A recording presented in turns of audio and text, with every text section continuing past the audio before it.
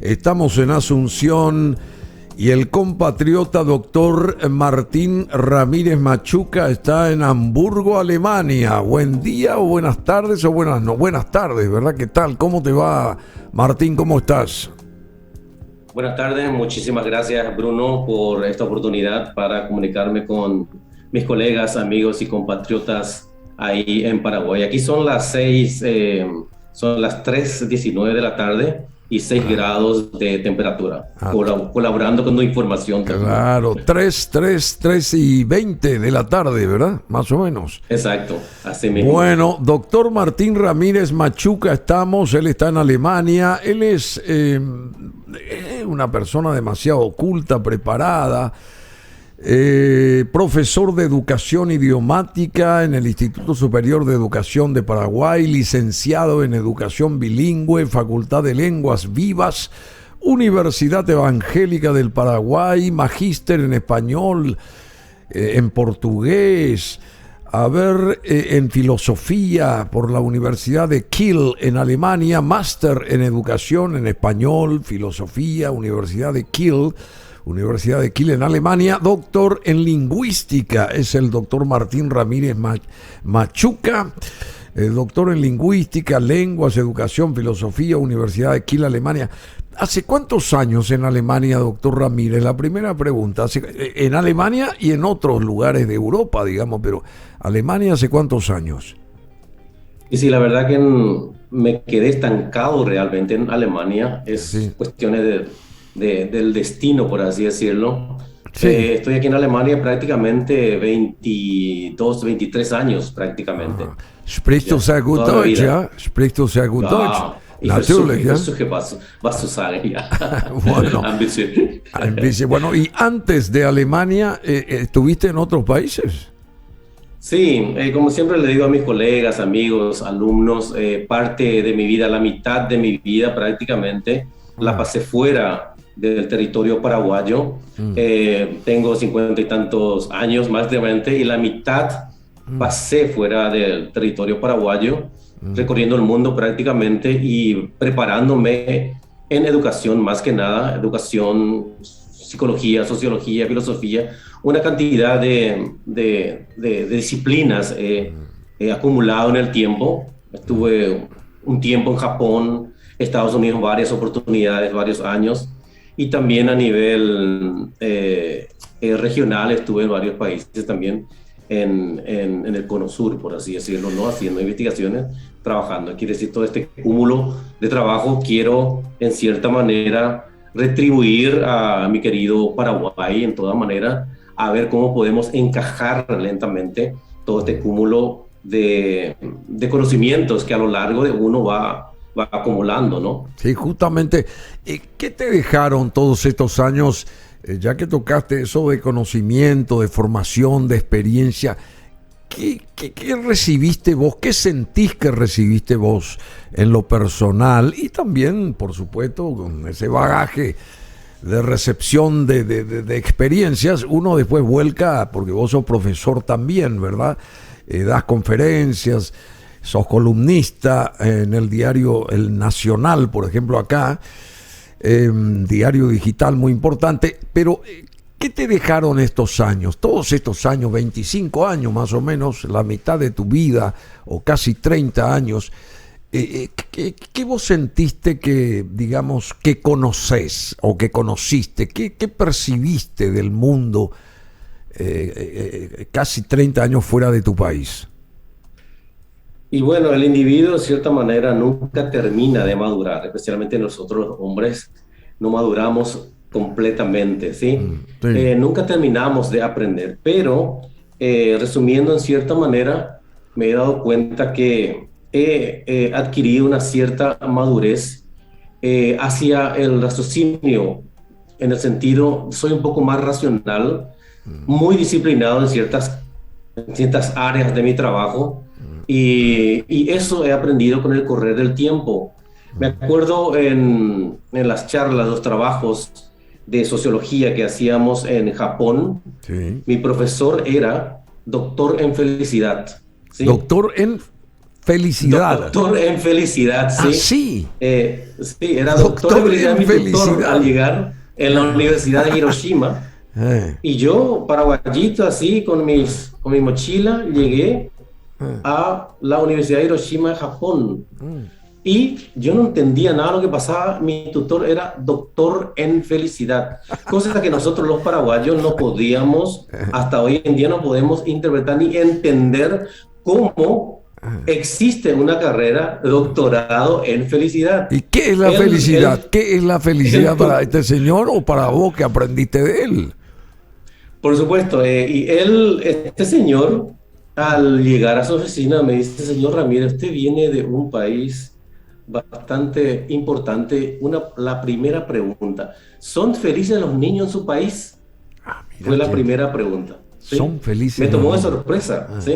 ¿Y qué le respondiste? Sí, ¿no? ¿Qué le respondiste vos? Son felices, pero dentro de un nivel, y ese nivel lo conocemos todo, que es quizás pobreza, quizás con diferentes desigualdades, inequidades, pero los niños son felices dentro del nivel en que estamos nosotros, ¿no? Eso le impactó en cierta manera a mi tutor. Yo me quedé un poco más impresionado por la pregunta: doctor en felicidad, ¿y este que me va a enseñar? Si yo quiero otras cosas, ¿no? Y eso aprendí mucho de los japoneses, y aprendí a separar, cierta manera, lo que es el trabajo y lo que es el individuo mismo en su contexto privado, ¿no? Eso, por ejemplo, es muy importante, cosa que nosotros, para nuestra cultura latina, todavía no la entendemos. Mezclamos todo nosotros los paraguayos. Es un yaboray, ¿no? Tanto la política, la economía, como nuestras costumbres personales, mezclamos todo. Y eso, por lo menos, aprendí de mi tutor. Vamos a separar las cosas. ¿Cómo se separa? ¿Cómo se ordena según vos? A ver, se ordenan las cosas. Se ordenan las cosas con la disciplina. Es muy fácil, es muy, muy fácil. Y aquí en Alemania también se aprende, o sea, en todos los países se aprende. Y una técnica que siempre utilizo con mis alumnos es levantar el brazo y todo lo que está fuera de tu brazo te corresponde a ti. Ingresas a mi espacio y es mi espacio privado. No te metas con mi espacio privado. Es interesante todo esto que estoy hablando, que tiene una concepción también cultural, ¿sí? Y eso también a futuro, a lo largo de la vida, quizás, si es que tocamos la tecla, me gustaría ayudar muchísimo con la transformación educativa que tenemos en Paraguay. Y estas sencillas cosas que estoy describiendo, sí la tenemos que ver lentamente cómo podemos aplicar para transformar realmente nuestra querida educación. Como ya es un cliché hoy en día, vamos a transformar nuestra educación, pero lastimosamente estamos en las mismas. Acuérdate, Bruno, 32 años de democracia. ¿Sí? ¿Qué hicimos? ¿Qué hicimos en 32 años de democracia? Todavía estamos en el yaboray, mezclamos todo. Mezclamos, como dije otra vez, todos los ámbitos del conocimiento los mezclamos y al final no entendemos. Así somos los paraguayos. Es una pregunta retórica antropológica que me sorprende. Entonces, cuando yo voy a Paraguay, hace poco estuve 3 años, me fui por un año sabático. Por cuestiones de la pandemia me quedé estancado en Paraguay y estuve 3 años, ¿sí? Entonces, ¿y qué percibiste acá? ¿Qué percibiste acá? Después de venir de bastante tiempo, ¿qué percibiste? A nivel general, y es una percepción muy particular mía que siempre comparto con mis colegas y amigos tuiteros de los espacios, etcétera, el Paraguay está estancado, realmente. En todo sentido está estancado. Por más que me digan que la macroeconomía está bien, que la micro hay que andar, este país en todos los órdenes está totalmente estancado. ¿Y cómo se destranca el país? ¿Cómo se destranca? Claro, tenemos que destrancar con una estructura educativa sólida. Cuestión que hasta ahora la educación, todo pasa por la educación. Claro, todo pasa por la educación. Sin educación, sin personas cultivadas, sin personas sin instrucción, no se puede desarrollar nada. Sin preparación académica, sin preparación para cuestiones técnicas, no avanzamos nada. En ese tiempo que estuve en Paraguay, era difícil conseguir un plomero. Era difícil conseguir un electricista. Hasta ahora. ¿Por qué? Porque hasta ahora no tenemos. Te viene, y si te viene, te cobra lo que quiere. ¿Por qué? Porque además, uno no entiende. Ahí está la cosa. Tenemos que empezar a transformar nuestro país por medio de la educación, pero no una educación retórica, sino ponernos las pilas. Hace poco, en la audiencia con mi querida amiga, y va saludo también a Sofía Shay, Sofía Shay, ya, claro, excelente. En conjunto estamos trabajando para tratar de tocar la tecla transformación educativa desde otros ángulos, de los ángulos que se están tocando a nivel político hoy en día en educación, ¿sí? Coincidimos totalmente que la transformación de la educación hoy en día tiene que ser una educación disruptiva con la digitalización. Nuestra filosofía, o sea, la mía principalmente, es la digitalización de la educación, cosa que se tuvo que ver y se desnudó con la pandemia, ¿sí? Sí, en Alemania actualmente tenemos también los mismos retos que todo el mundo. ¿Cómo está Alemania? ¿Cómo está Alemania con esta pandemia que sigue asolando? A ver. La pandemia aquí realmente, como es un país bastante controlado, es un país que esa es mi opinión, es uno de los países más regulados en el planeta. Acá tenemos normas para todo. Ejemplo, como siempre le digo a mis alumnos, que se matan de la risa, aquí puedes hablar en tu piso hasta las 9:30 de la noche, ¿sí? Si levantas la voz, la radio, el televisor, lo que fuese, el vecino ya te está tocando la puerta, porque podés hacer ruidito alto hasta las 10, ¿sí? Si paso ese nivel, te toca la puerta, ¿sí? Y si insistís con eso, te llama la policía. La policía 3 veces recibe la llamada, la cuarta ya te trae una notificación. Entonces, una regulación muy interesante de la propia convivencia. ¿Y cómo se hacen cómo se hacen los encuentros, digamos, en un departamento? Encuentro de, qué sé yo, encuentro de 15 o 10 personas, supongamos. Una fiesta, qué sé yo, el cumpleaños de Tantelore, por ejemplo. ¿Qué pasa con los vecinos? Bien, el protocolo social diplomáticamente correcto se publica una cartita, ¿sí? En la cartita dice: queridos amigos vecinos, yo me acabo de mudar, voy a hacer una fiesta de bienvenida a mis amigos. Por favor, disculpe, pero voy a hacer mucho ruido y voy a estar despierto hasta la 1 de la madrugada. Por favor, si usted quiere unirse a mi fiesta, bienvenido. Con eso se soluciona. Con eso. Pero ¿cuál es el problema? Llega la 1 y el vecino está atento si realmente estás cumpliendo la hora, ¿sí?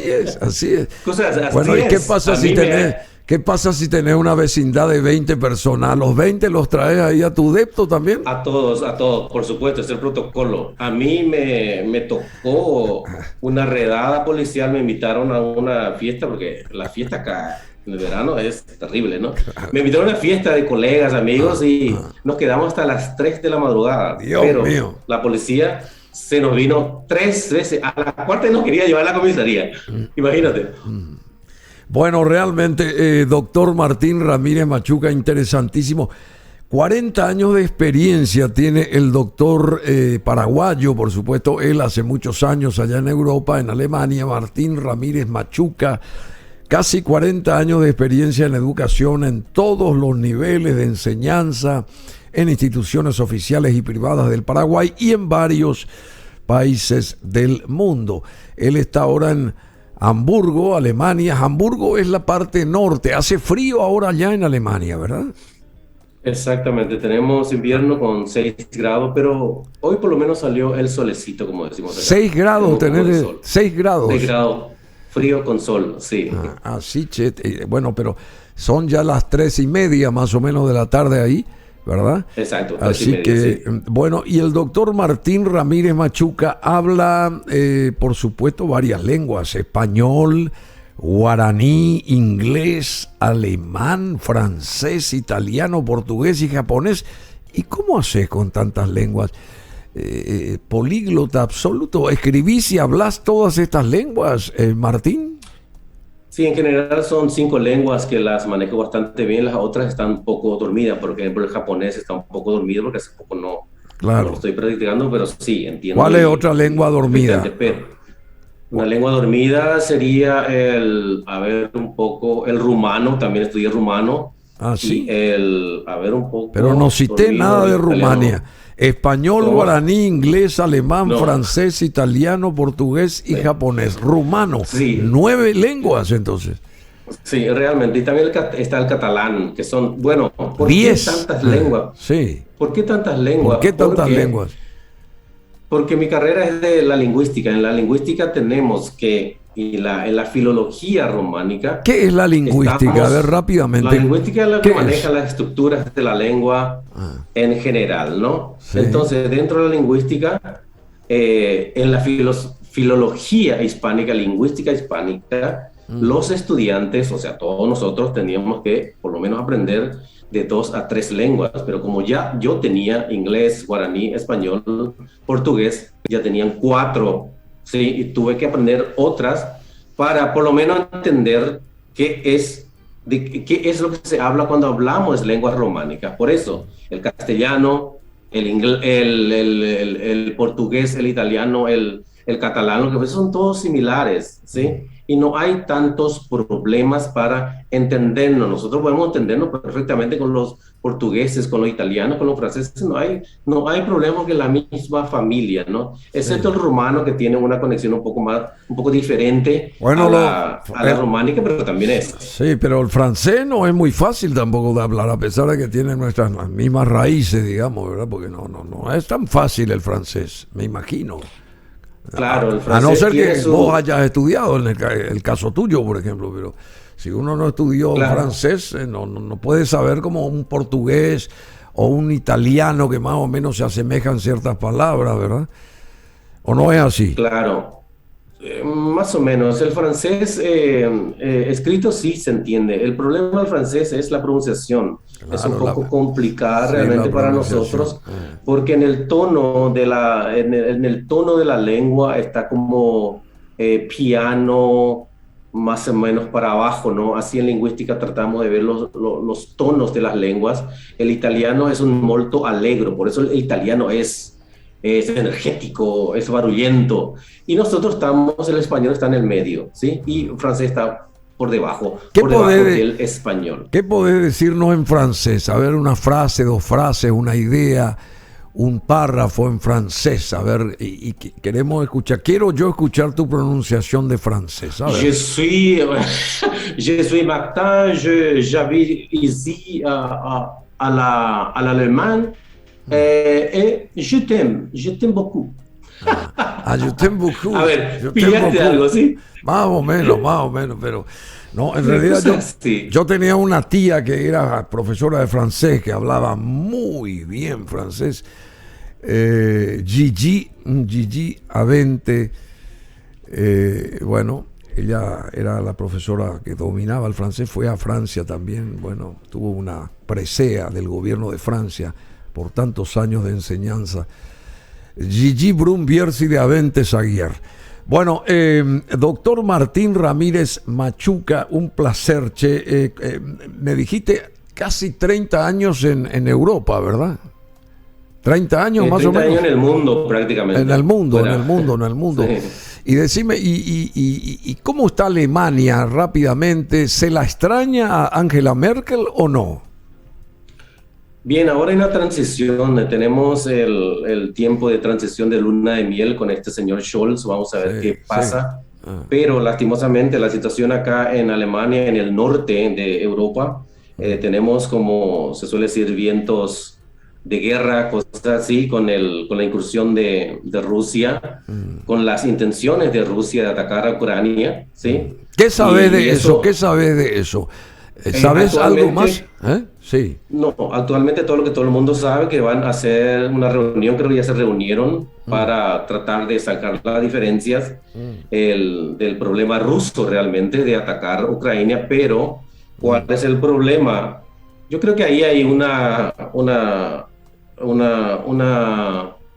situación un poco egoísta de estos países hegemónicos, imperialistas, que quieren imponer al mundo sus ideas, ¿no? Rusia en este caso está fallando en tratar de atacar un país pequeño, ¿no? ¿Sí? Sí. Porque este país pequeño quiere entrar en la OTAN, ¿sí? O sea, el Consejo de Seguridad. Sí. Ahí está el problema. Y Rusia no quiere que permite. ingrese, no quiere. No quiere, no permite y quiere garantías de la OTAN para que no exista ese enfrentamiento bélico. ¿Y por qué no quiere Rusia? ¿Por qué no quiere Rusia? Porque un país pequeño, miembro del Consejo de Seguridad, le da poder a ese país. ¿Sí? Claro. O sea, los países que están en la OTAN tienen un poder extra, extra, claro. Sí. Darle un poder a un pequeño país, son palabras de Rusia, ahí está la cosa, ¿no? En este contexto geopolítico del norte, Alemania no se mete hasta ahora, ¿no? No se mete. A no ser que no se mete y no se va a meter por su pasado mismo. Alemania no quiere saber nada de esto, porque también tiene negocios allí muy interesantes con el gas. Sí, claro, con el gas rusos. De Rusia. Rusia le corta el chorro y nosotros nos morimos de frío. ¿Sí?